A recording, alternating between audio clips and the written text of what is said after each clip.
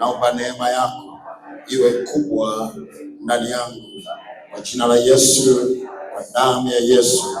Wote tuseme amen. Kamata mikono watu 10, waambie hongera kwa kuja jioni ya leo. Hakikisha unakamata mikono watu 10, ongeze kwa kuja jioni ya leo.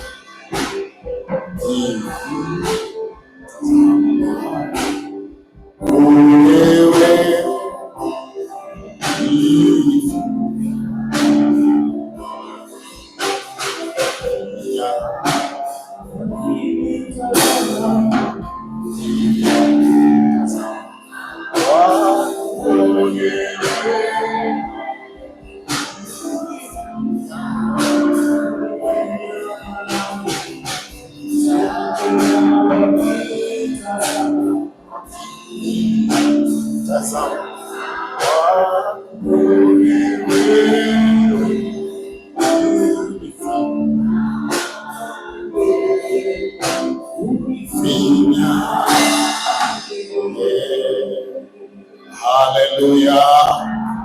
Makofi mengi kwa Bwana jioni ya leo.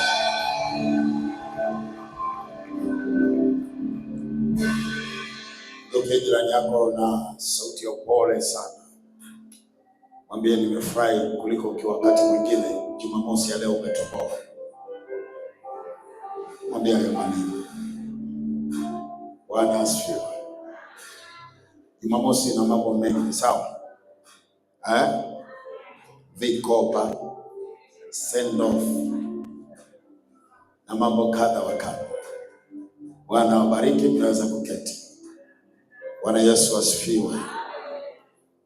Tunamshukuru Mungu kwamba amekuwa pamoja nasi wiki hii nzima, ametulinda, amenena, amezungumza, na tumeona mengi kwa kupitia Kristo Yesu. Tukikaa hapa, ni matumaini yangu na wewe kuna kitu umekipata. Bwana asifiwe. Tunashukuru Mungu. Jana tulikuwa na mkesha. Hivi ule unaitwa nusu mkesha. Hata hospitali huwa kuna kuaga na nusu dozi. Tuligonga ka nusu dozi kamkesha, tukamaliza, tukaenda tukalala. Basi Mungu akatupa neema asubuhi. Nilipata neema ya kwenda na mchungaji Akweta na mwinjilisti, tukaenda kufundisha vijana pale. Kuna vijana wengi kweli, wale wanaweza kafika 800 na kitu, ni wengi mno. Wako pale vijana ukwata kwa wanafundisha, na natakiwa tena kesho asubuhi nikafunze. Sasa sijui nitajigawaje kanisani. Mchungaji Makweta ataenda kunisaidia. Bwana asifiwe. Leo Jumamosi nilikuwa na agenda kama 10 hivi za kuzisukuma, lakini nimegundua kitu. Kesho tuna ibada. Kwa hiyo nitasema kitu kimoja alafu tujiandae kwa ajili ya ibada, si ndio? Iko hivyo, imekaa vizuri. Tajiandaa kwa ajili ya ibada, na kwa sababu semina inaendelea ibadani pia, nitafundisha ibadani na jioni tutamalizana, alafu mambo mengine tuhamie kule New Life na kule kwa watoto wa vijana. Sababu Jumapili kesho natakiwa niendelee na mkutano ule wa New Life kule na vijana. Kwa hiyo tutakuwa na kongamano la vijana, lakini pia nitakuwa nafundisha kule New Life. Kristo asifiwe. Ngeuke jirani yako, mwambie kusudi lako lazima lifike lilipokusudiwa. Usimsemeshe kama mnagombana, msemeshe kama unampenda. Mwambie rafiki, kusudi lako lazima lifike kule linakotakiwa kufika. Amesemaje? Hiyo amina umesema wewe. Yesu kusikia anasema amina. Bwana asifiwe. Kamata tena mkono, mwambie my best friend, unako kusudi lazima litoboe mwaka huu. Mwambie kabla ya tarehe 31 Disemba lazima uwe umefika mahali. Kama anaamini mwambie sema amen. Haleluya. Tumejifunza mengi hapa na tumebakiza mengi. Unajua, tumejifunza juu ya habari ya kusudi lako na upinzani uliopo ndani yako, lakini tulienda hatua ya kwanza. Hatua ya pili hatujafika.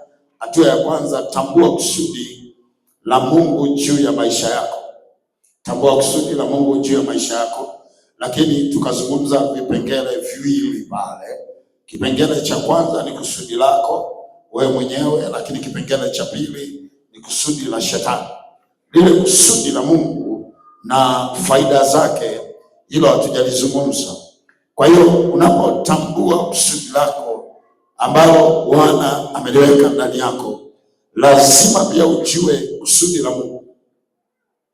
Naomba niseme kidogo kwa habari ya kusudi la Mungu hapa kwa dakika chache, alafu mambo mengine tumebakiza viporo kadha wa kadha.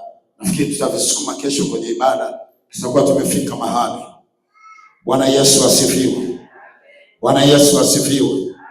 Mwangalie jirani yako, mwambie uko tayari tusonge mbele, na akupe jibu. Mshike tena mkono, mwambie uko tayari tusonge mbele. Amesemaje?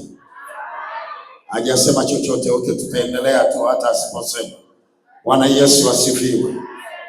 Nilisema kuna vipande vitatu ndani ya kusudi. Kuna vipande vitatu ndani ya kusudi.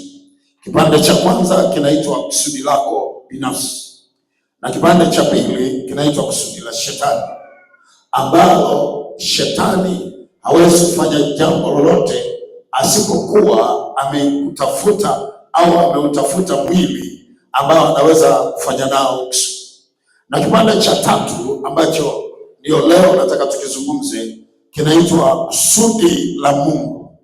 Kitabu cha Yeremia, tusome pale. Natamani niwatoe mapema leo ili mkaandae ibada siku ya kesho. Kitabu cha Yeremia 29 mstari wa 11.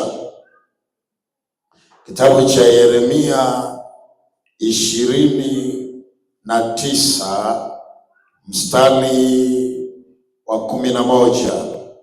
Kitabu cha Yeremia 29 mstari wa 11. Maana mmepata? Ningetamani tusome pamoja kama mmepata.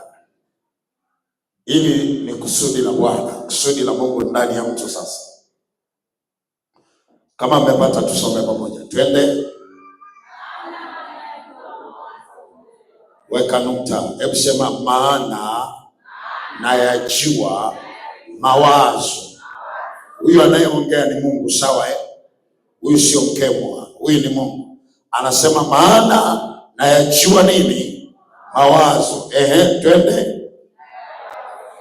Ninayowawazia ninyi. Kumbe sisi tukikaa hapa, Mungu anayajua mawazo anayotuwazia sisi. Mimi nafikiri kufanya hivi, lakini wazo la Mungu sio hilo. Yeye anayajua mawazo. Hebu tumalizie ile sentence. Asema Bwana. Haya, twende.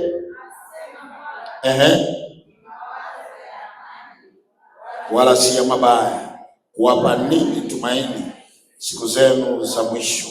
Hebu sema, ni mawazo ya amani. Bwana Yesu asifiwe. Kwa hiyo kusudi la Mungu ndani ya mtu, unaweza kugundua mambo kadha wa kadha. Hapa tunataka tuzungumze ile kusudi la Bwana ndani yako. Mungu anasema kwenye kitabu cha Yeremia, nayajua mawazo ninayowawazia ninyi. Alafu akasema aina ya mawazo pale, anasema hivi, ni mawazo ya amani, wala si ya nini? Ya mabaya. Kwa hiyo kumbe Mungu anapotuwazia hawazi mabaya, anawaza mawazo ya nini? Ya amani. Na mimi nataka ugundue jambo kwenye mawazo au kusudi la Mungu. Unaona kuna vitu ambavyo Mungu anakuwa ameviachilia. Kwa sababu ya muda ambao tunao hapa jioni ni mdogo, hebu tusogee mbele kidogo, tuache kakipengele kidogo.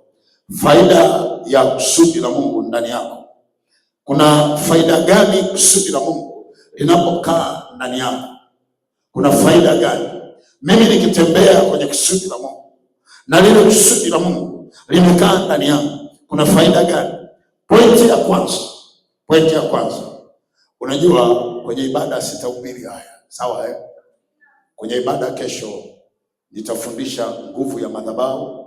Nitazungumzia mambo matatu: ukuhani, ambaye kuhani wa madhabahu, alafu nitazungumza juu ya habari ya kafara ambayo ni sadaka, alafu nitazungumza jambo la tatu, worship, ambayo ni ibada yenyewe. Mmenisikia? Kwa hiyo Mungu akikupa neema ya kusikiza hapa, hebu sikiza tu, maana hiki ni cha hapa. Lakini kesho tutazungumza umuhimu wa madhabahu na umuhimu wa kukaa kwenye madhabahu. Kwa nini tuko kwenye madhabahu hii? Kwa nini tunakaa kwenye madhabahu? Nitakufunza hii kwenye ibada kesho. Kwa hiyo nisukume haka, alafu na kakiporo nikamalizie kesho, alafu mambo mengine yaende. Bwana asifiwe. Kwa hiyo faida ya kwanza ya kusudi la Mungu ni nini? Faida ya kwanza, kusudi la Mungu linapokuwa ndani yako, lile kusudi la Mungu linakubadilisha. Lile kusudi la Mungu linakubadilisha. The purpose of God, it will transform you. Linakubadilisha. Kwa hiyo kusudi la Bwana likikaa ndani yako, pointi ya kwanza, linapoingia lile kusudi la Bwana linakubadilisha. Unakuwa sio yule ambaye walimzoea, au unakuwa si vile ambavyo watu wamekutengeneza. Kwa nini? Kusudi la Bwana limeingia ndani, limeleta mabadiliko.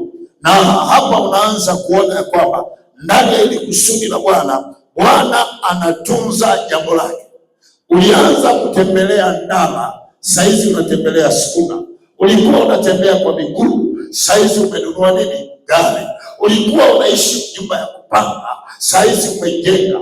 Maana yake nini? Lile kusudi la Bwana lilipokaa ndani yako, lilitransform, lilileta mabadiliko. Na jioni hii ya leo, kusudi la Bwana ambalo Bwana ameliachia lilete mabadiliko kwako, lilete mabadiliko kwa wajukuu, lilete mabadiliko kwa mume, lilete mabadiliko kwa watoto, lilete mabadiliko kwenye kazi uliyokuwa nayo. Kwa hiyo cha muhimu na cha maana ni kukimbia kwenye madhabahu, ili madhabahu ikupe kusudi la Bwana, na lile kusudi la Bwana lilete mabadiliko. Kama umeelewa jioni ya leo, piga makofi mengi, sema nimeelewa.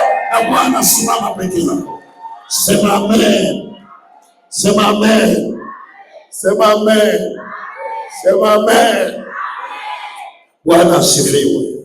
Sikia hii nataka kukuambia hapa sasa hivi.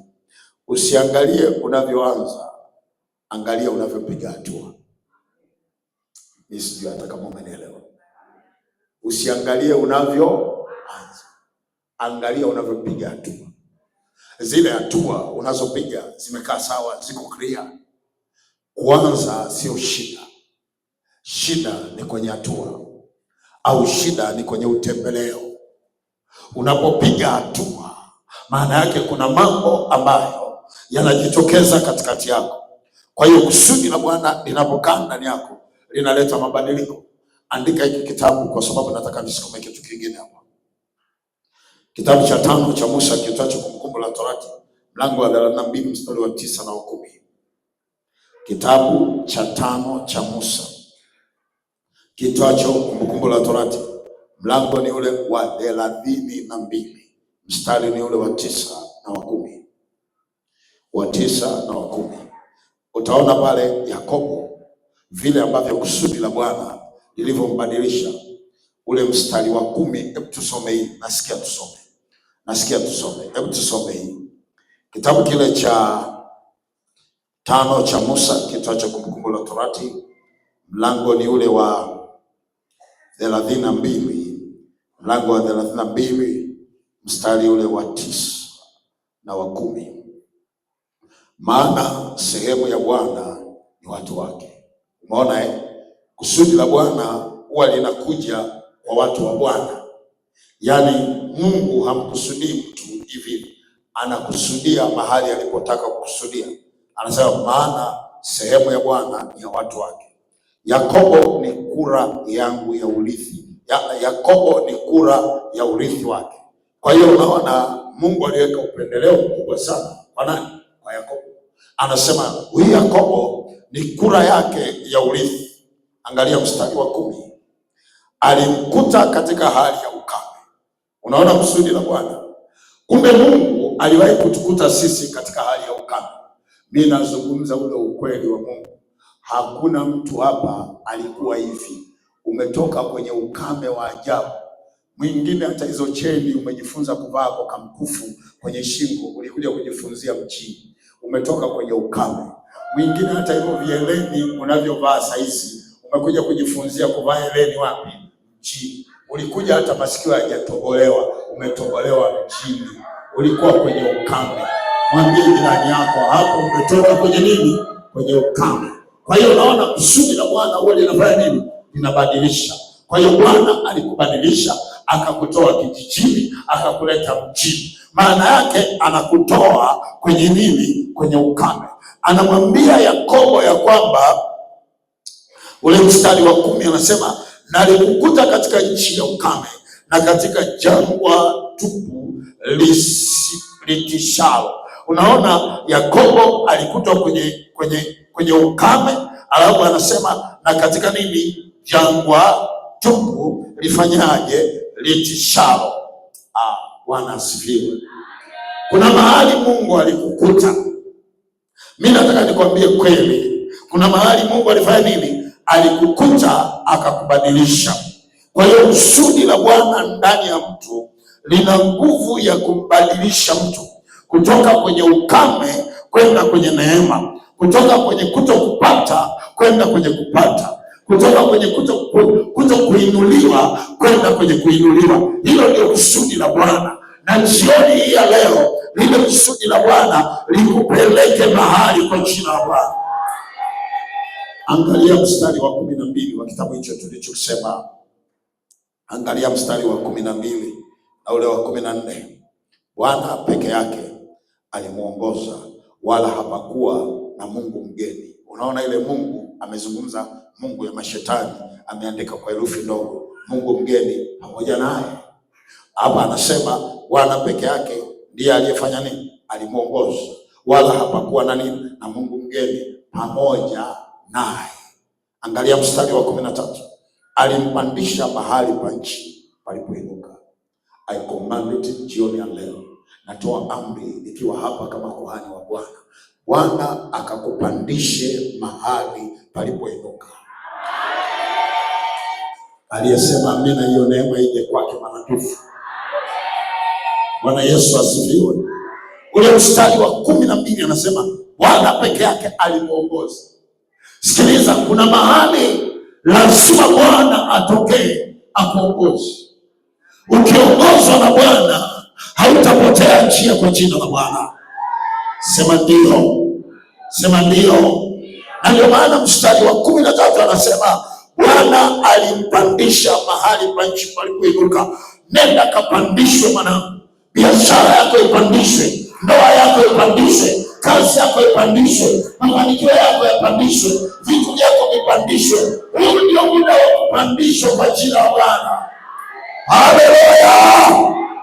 Mstari wa 14 au mstari wa 13 anasema akamnyoshea, akamnyoosha hivyo asali iliyotoka kwenye jabali. Alifanya nini? Akamnyonyesha. Aya, asali iliyotoka kwenye nini? Kwenye jabali, na mafuta yatokayo katika mwamba wa gumegume. Hii ni ngumu sana. Unaona kusudi la Bwana. Kuna mahali mchungaji, unaona kabisa hapa ni mwamba mgumu, lakini Bwana anasema kwenye ule mwamba utapata mafuta. Kuna majitu magumu, nitayasema kesho hapa kwenye ibada, halitoagi, lenyewe likitoa buku tu. Hilo ni gumu. Alafu Mungu anakuambia kwenye hilo linalotoaga buku, kwenye huo mwamba utapata kitu. Bwana asifiwe.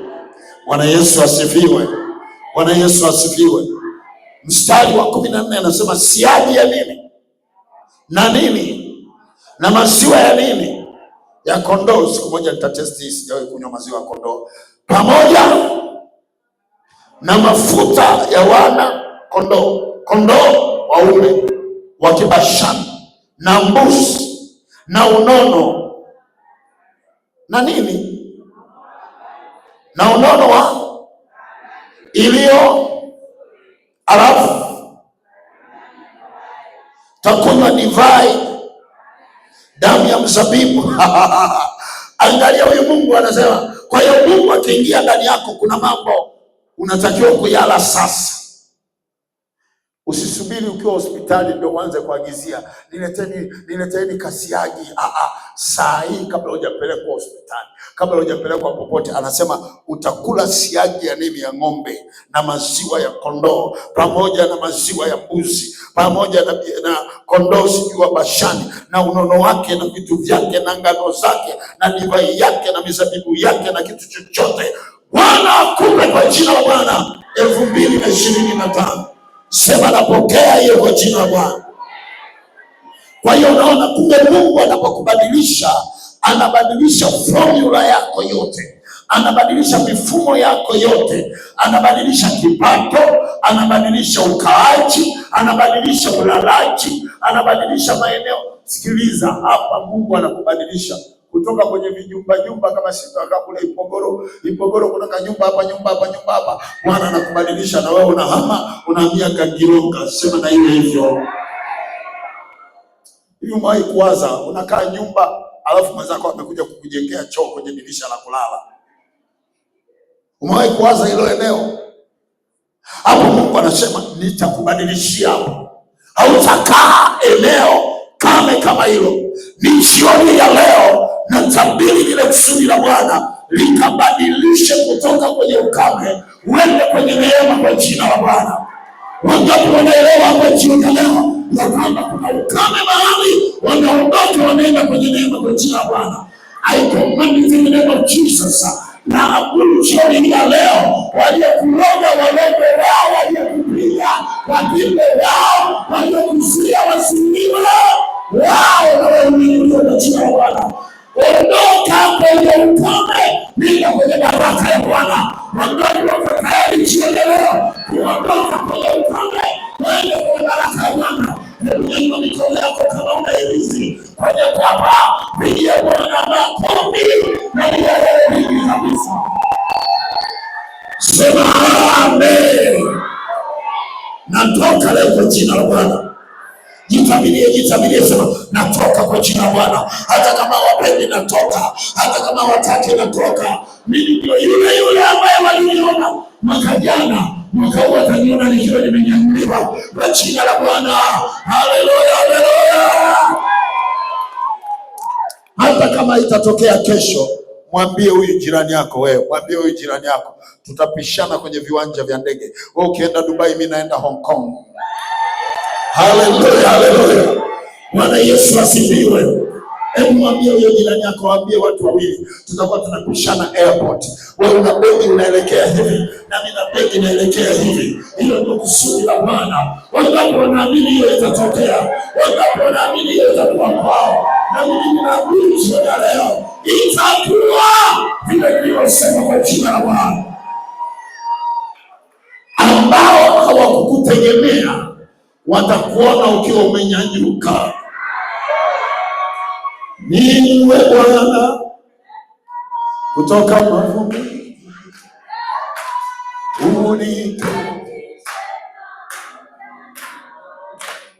mnanivunja moyo nyewe waimbaji. Si mwe mnakaa na maiki hapo. Haleluya. Leo Bwana akuinue kwa jina la Bwana. Natamani nikuone ukiwa umenyanyuliwa kwa jina la Bwana. Natamani kuona biashara yako ikiwa imenyanyuliwa, ndoa yako, watoto wako, familia yako, maisha yako. Leo Bwana akuinue. Hebu piga kelele, sema nainuka kwa jina la Bwana. Hili ndio kusudi la Bwana. Haleluya. Sikiliza, anko wake Esther anaitwa Mordekai.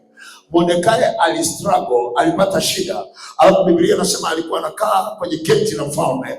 Maana yake alikuwa kama mlinzi kwenye nguzo au geti ya mfalme. Mordekai siku moja, wakina Hamani wakati wanatundikwa, Mordekai akavalishwa nguo za kifalme.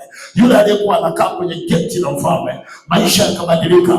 Badala ya kukaa kwenye geti, saa hii ana vazi, lakini vazi alilovaa ni vazi la kifalme. Ninatabiri hayo maisha ya Mordekai, kwamba umekaa kwenye geti imetosha, umekaa mahali imetosha, umesumbuka imetosha, umehangaika imetosha. Bwana akubadilishie kwa jina la Bwana. Sema amen. Tule tutoto pale natufundisha kitu ambacho ni cha muhimu sana. Nafundisha kwa habari ya kwamba ni nini, kwa nini umebaki mahali. Hakuna kusudi lako linalotembea mahali. Vita yako katika kusudi lako. Kuna mahali tu umebaki namna hii, watu wanakushangaa. Ni vile tu wanakuona tu wanasema, tunakajua kale kaimba mapambio. Mwanangu komaa. Unapiga kinanda hapa, umepaki V8 nje pale. Na kuhakikishia ama hapa ndani kanisani hamna atakaye kudharau. Watakuletea mpaka kiti cha nini kilichowekewa nani kasponji, kwa sababu ile V8 umepaki pale nje. Bwana asifiwe. Unajua mtu mwingine anasema tumezoea as a story na kuencourage kutoka mahali ulipo sahihi. Hapo ulipo sipo, hapo Mungu hapataki. Kuna mahali Mungu anataka. Bwana asifiwe. Kuna maisha ambayo Mungu anataka kuyabadilisha ndani yako, lakini wa kwanza kubadilishwa hayo maisha ni lazima wewe ubadilike kwanza. Unajua tatizo ulilokuwa nalo ni kuto-kubadilika. Umewahi kukutana na mtu ana roho ya umaskini? Mtu yoyote mwenye roho ya umaskini akikuona umeweka kanini akakaushanga kanini kamkufu ka dhahabu, unaanza kusikia tu watu wengine bwana, kwanza kenyewe kakuchovya, si uweke na weka kwako kakuchovya. Roho ya nini? Ya umaskini. Roho ya umaskini ni mbaya. Hujawahi kusikia? Lakini hapa Bwana kwenye kusudi lake huwa anabadilisha watu. Kati ya vitu mimi na vilaani na vikataa kwenye maisha yangu yote, asubuhi, mchana, jioni, ni roho ya umaskini. Na mimi sipendi kula vibaya, napenda kula vizuri. Bwana asifiwe. Nikiwa na hela naenda kujikida mwanangu. Nakaa mahali kama ni kanyama kakuchoma na choma na Coca-Cola kubwa namna hii. Nashindilia vitu. Kuna wakati huli. Usisubiri uje ule na mpira. Sasa hivi una mdomo na masikio na macho. Ukipata hela nenda katafute mahali, tafuta nyama iliyonona. Hata wakati wanakukatia pale ya kuchoma, mwambie weka ya mafuta. Ile nyama ya mafuta, angalia huyo sasa anaweka kama mdomo hivi.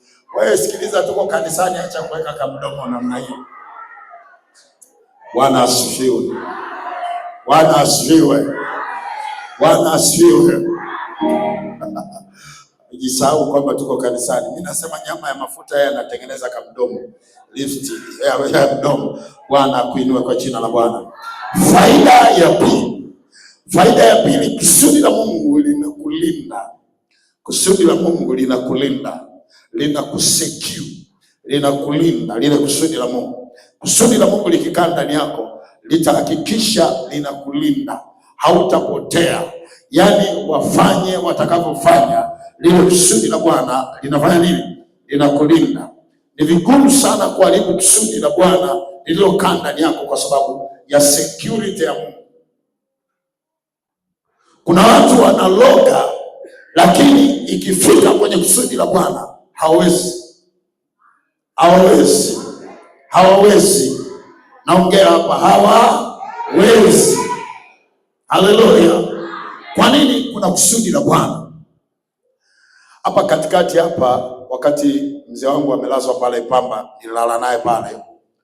Siku moja asubuhi akaja mtu mmoja. Mke wake yuko inaitwa ICU. Bwana, kizungu ni kigumu. Mke wake yuko kule ICU sasa, ana mamipila, ana nini, kawekwa kule, wamemloga. Madaktari wamempima pale, wamemtupikia sama drip, hewa haitoki, sijui nini, wamemweka vitu vingi, yuko kule. Yule baba akaja, asa, nimesikia kuna mchungaji hapa, naomba mchungaji unisaidie, mke wangu hali mbaya, na daktari pale ameniambia tafuta mtumishi yoyote sasa akusaidie, maana kwa dalili hizi hasijakaa vizuri. Basi tukatoka zetu hapo tukaenda. Ukienda kule unavaa koti sijui na nini na viatu unabadilisha. Tukaingia. Hata tumeingia tunazungumza ile kusudi la Bwana linalinda. Kusudi la Bwana linafanya nini? Linalinda. Nimeingia nikamsogelea yule mama, kamwangalia namna hii, akaanza kusema umekuja na huku tashughulika na wewe. Yaani mdomo ulikuwa ufunguki, sasa ile unafunguka. Ananiambia nitakushughulikia. Umenifuata huko. Na sasa kusudi la Bwana linafanya nini? Linalinda. Si manesi wamekaa kule. Nikasema wewe kwa jina la Yesu mimi nakwambia ile mipira sijui ilienda wapi. Sijui kuna mipira, kuna masindano, kuna kile cha puani amewekewa, sijui kuna vitu vimewekwa. Unajua ukiingia kule kuna vitu vinafanya ulishawaingia, mimi najua. Kuna tu, yani tule tote twatiti tumulimuli tuliisha tote. Niliposema kwa jina la Bwana namrudishia kwenye neema yake. Chali, yani alitoka kwenye kitanda chini, mipira imetoka, sijui kile cha mkononi alikuwa amewekewa sijui vimaji, sijui vidripu, sijui vini, hakipo, kila kitu. Nikachapa pale kwa damu ya mwana kondoo. Daktari mmoja akatoka huko, baba unatuharibia kazi. Nikamwambia tulia, aidha ni asukume haya aje kwako. Yule daktari nikaona huyo ameenda, nikachapa pale, nikasema uwe mzima kwa jina la Bwana. Sikiliza, huyu mama kulikuwa na kusudi la Bwana, lakini shetani, hebu sema shetani akampeleka kambana, yuko ICU, anapumulia cha mwisho, anaenda cha mwisho. Wewe mimi nadhani kuambia kusudi la Bwana litakulinda. Wakija kukuroga wanakuta nyumba yako moto, wakija na mambo yao wanakuta neema ya Mungu imesimama. Wangapi wanaamini kwa jina la Bwana? Haleluya. Yule mama tumemaliza pale mzima wa afya, nikamshika mkono nikamwambia shosti, twende zetu, tushamaliza biashara. Yule nesi azaa, kuna utaratibu wa fomu za kujaza. Nikamwambia wewe twende, atajaza mume wako, ukikaa hapa yanarudi, twende mume wako ajaze kule, na yeye kama anataka kulala kwenye kitanda ajaze. Yule baba naye, baba kaunga fole, mama ni naye, baba kaunga fole, yuko nyuma hao. Nikafika hapo nikamwambia shobodo, kwenda nyumbani.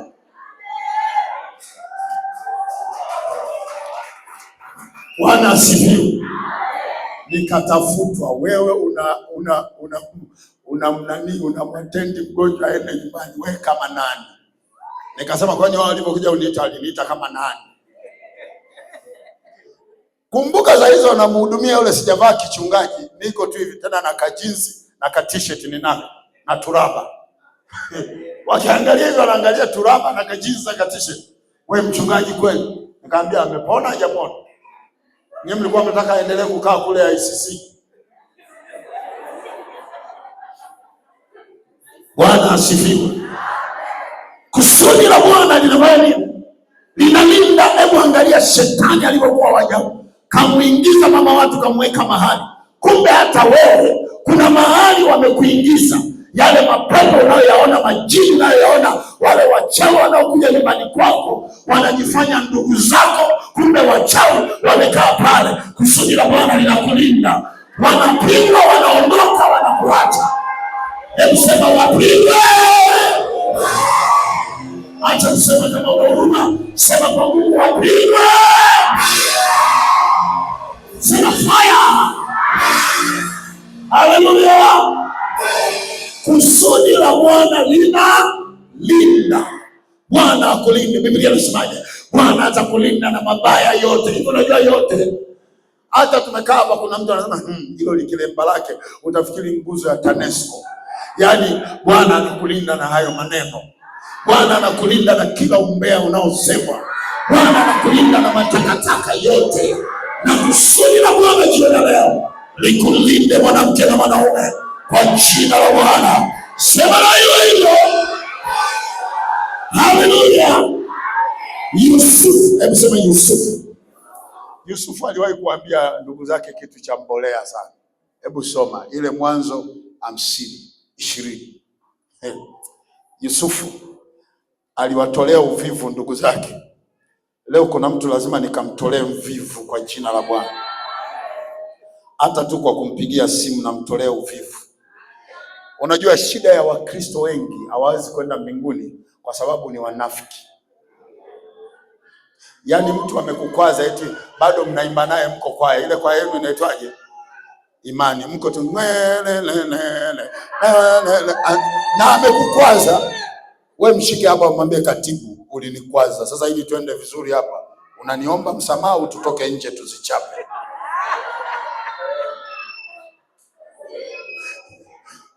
Bwana asifiwe. Yusufu aliongea kitu cha maana sana. Ile 50:20. Mwangalie Yusufu alichosema. Kila mmoja afungue kitabu cha kwanza cha Musa kiitwacho Mwanzo. Kitabu cha kwanza cha Musa kiitwacho Mwanzo. Ili jamaa hili, yani aliwatolea uvivu kweli ndugu zake. Na leo tunamtolea mtu uvivu. Bwana asifiwe. 50:20 umeona Aya, twende tusome kama wenda wazimu kwa sauti kubwa. Weka nukta, mshike mkono jirani yako, mwambie hivi kweli ulikusudia mabaya? Si ukatae, mwambie sio mimi. Bwana asifiwe. Angalia kitu Yusufu anawaambia nanyi kweli mlikusudia nini? Mabaya, bali twende. Fikiri yale mabaya yao waliokusudia. Mabaya gani? Walienda kumpa ripoti baba yao ya Yusufu ameuawa. Unajua huo ubaya mkubwa sana. Kama kuna ubaya, huo ni ubaya mkubwa sana. Angalia wanapopeleka lile vazi la Yusufu, wanampelekea baba yake. Vazi ni la nani? Damu ni ya nani? Ya mbuzi. Wanampelekea baba yake. Yaani wakiangalia hivi, watu wanahila. Wasema mwanao ameshakufa huko. Kumbe wanamsukuma kwenda mahali. Hapa anasema ninyi mmekusudia nini? Mabaya. Bali yale mliokuwa yasudia mabaya Bwana ameyageuza. Kuna mtu anasema ung'oke meno, ndio Mungu anaimarisha na unapiga nyama balaa. Kila mabaya yaliyokusudiwa juu yako kabla ya kufika mwezi wa 6 tunayageuza yote mzima mzima ya wafate walioyakusudia. Umesema amina huko ukiogopa. Mimi nasema kwa ushindi, kila aliyekusudia mabaya juu yako before mwezi Juni yakampige yeye aliyeyakusudia.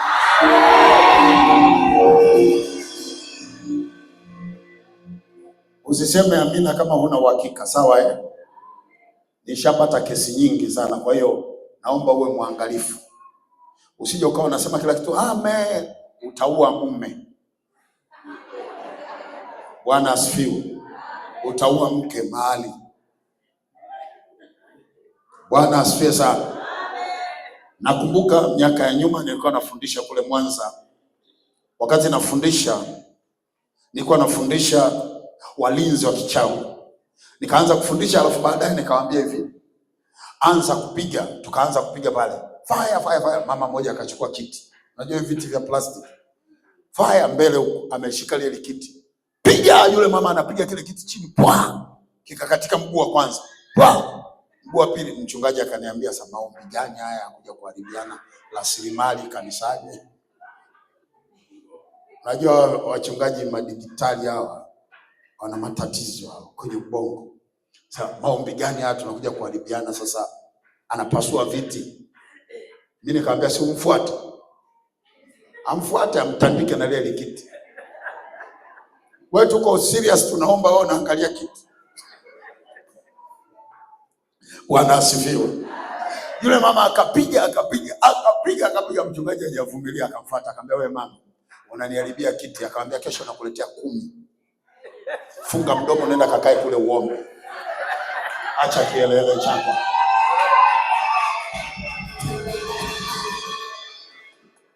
Unafikiria hasira alikuwa nayo vipi? Piga kile kiti kikasambaratika. Kumbe yule mama anapopiga vile anampiga mume wake. Usiku amelala. Usiku saa 6 huko saa 7 inaenda. Mume wake saa ngapi na yeye hajaamka, hajaanza kujilipizia. Ngumi ya kwanza, ngumi ya pili, kibao. Mama anakurupuka anasema, wewe mwanaume, tangu tumeoana kwenye nyumba hii hujawahi hata kunifinya shavu. Leo mbona unanipiga? Yule mwanaume akamjibu, wewe wakati unanipiga kwenye ibada.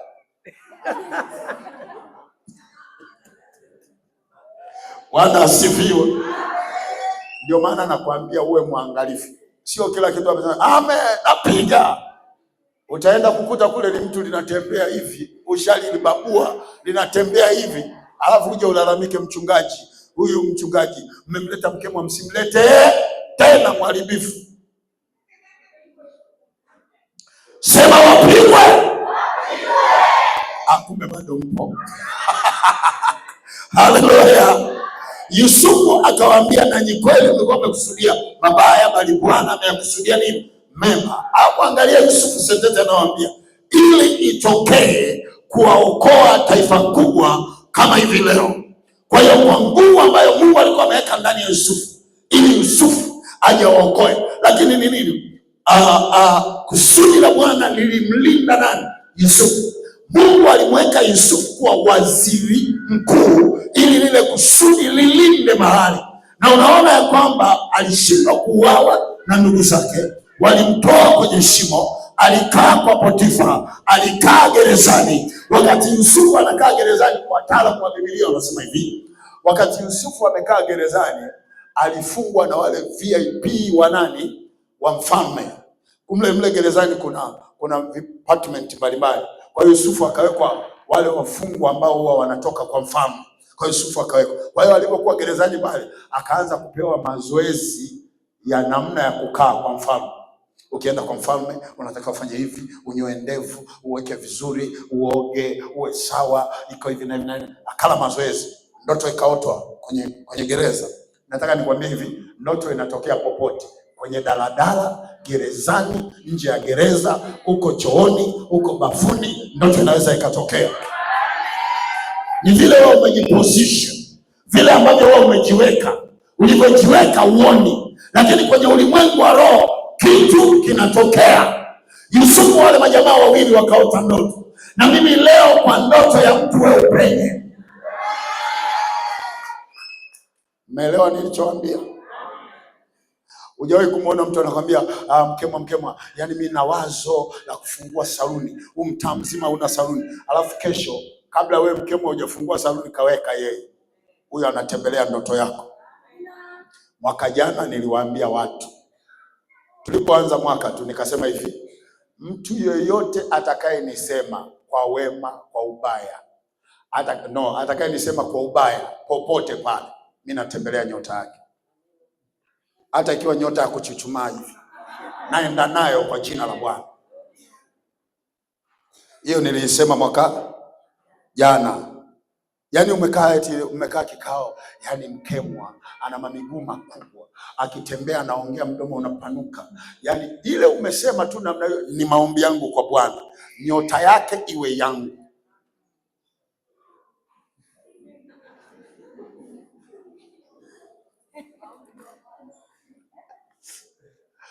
Akia kweli.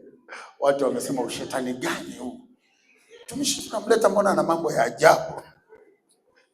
Hebu ngoja nimalize, msiwakwaze. Lakini hayo ndio maombi. Mmezoea tu maombi. Njoo kwetu Bwana Yesu, uwe mgeni wetu. Barikia chakula hiki kitokacho mikononi mwako. Amen. Utoboi. Kuna majitu yamekaa mahali yanakusengenya. Funga midomo yao na super glue. Fanya tendo la imani. Kwa jina la Yesu, unachukua karatasi kama hili, huyu kichwa mbele miguu nyuma, leta kalamu. Huyu kichwa mbele miguu nyuma, lidomo lake limepinda, unachora kabisa ule mdomo wake pia, unaupeleka, unaurudisha, unautengeneza hapo lips ya juu na ya chini, alafu unatamka na ufunga huu mdomo kwa jina la Mungu Baba na super glue. Akinisema tu domo lake liwe zito, domo zege. Chukua hilo karatasi, nenda kabandike pale kwenye kitanda chako pembeni hivi. Ukiamka usiku tu kuna kitu kamekushika, unaenda chooni. Yaani kabla hujaenda chooni unaweka mkono. Kwa jina la Yesu, domo lake liwe zito, akome kunisema. Ukirudi tena kwa jina la Yesu, domo lake liwe zito, akome.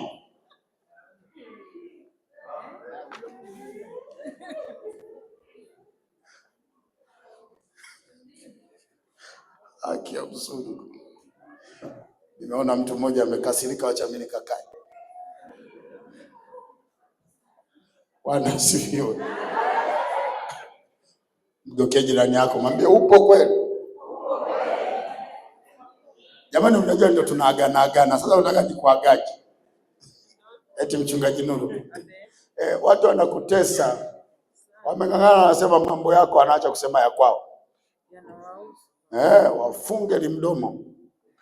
Yaani akikuangalia hivi anasema mchungaji ule kiboko ya njia. Bwana asifiwe. Mmechoka?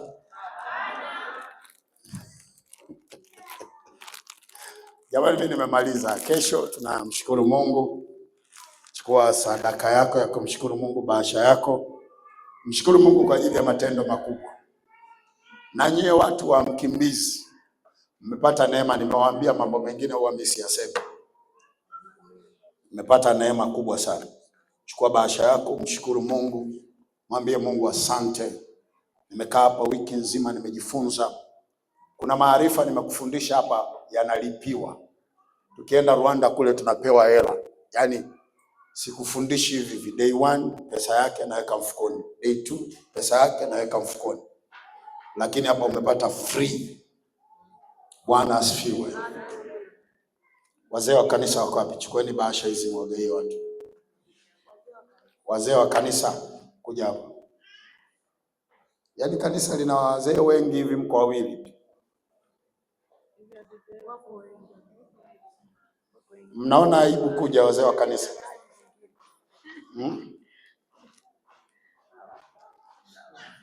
Sijasema wahudumu, mimi nasema wazee wa kanisa. Bwana asifiwe. Mchungaji anakumbusha hapa pana wastaafu. Wastaafu njooni pia wazee wa kanisa. Wapya. Yupi huyu hapa? Mpe bahasha. Wewe mzee wa kanisa mpya, gawa. Mchungaji vipi? Unasemaje? Nikasema na mimi ndivyo nikisahau kama sio mzee wa kanisa. Tumalizie eti.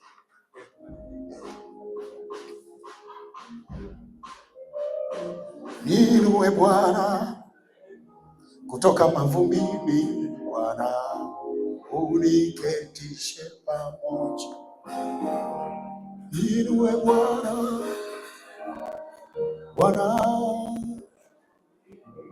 Bwana uniketishe pamoja. Niinue Bwana, Bwana kutoka mavumbini, Bwana uniketishe pamoja. Niinue Bwana kutoka mavumbini, Bwana uniketishe pamoja. Niinue Bwana kutoka mavumbini, uniketishe pamoja. Yes. Nyanyua hiyo sadaka yako pale, tumshukuru Mungu jioni ya leo. Tumkaribishe mchungaji aweze kuweka utaratibu wa kesho wa ibada na matangazo mengine kwa ajili ya kesho. Nyanyua tu ile sadaka yako. Hiyo bahasha ni kwa ajili ya kesho, sio leo. Taileta kesho kumshukuru Mungu. Takuja hapa kwa ajili ya kumshukuru Mungu siku ya kesho. Takuja na hiyo bahasha Kamata ile sadaka yako uliyopanga kumtolea Mungu leo, nyanyua pale juu kabisa, tumshukuru Mungu pamoja. Bwana Yesu, asante kwa ajili ya watoto wako wa kike na wa kiume ambao wamehudhuria katika ibada hii jioni ya leo. Neno lako ni upanga, neno lako ni nyundo, neno lako linapenya mahali ambapo Bwana tukutegemea kwa akili ya kibinadamu. Neno lako linapenya. Naachilia uwezo wa neno lako Bwana, naachilia nguvu zako kwa kupitia neno hili Bwana. Ponya wengi, nyanyua wengi, saidia wengi jioni hii ya leo Baba, wanaohitaji security ya kwako, walinde dhidi ya roho za adui. In the name of Jesus. Bwana Mungu wa majeshi, saa imefika ambayo wana wako tunakuletea dhabihu ya sadaka kwenye madhabahu. Pokea sadaka zetu na ile baraka tutakayopokea kutoka kwenye madhabahu hii, tunaomba ikae pamoja nasi. Kwa jina la Yesu Kristo uliye hai, wote tuseme amen. Karibu baba mchungaji.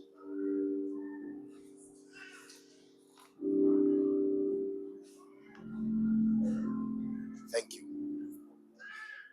Bwana Yesu asifiwe. Bwana Yesu asifiwe sana.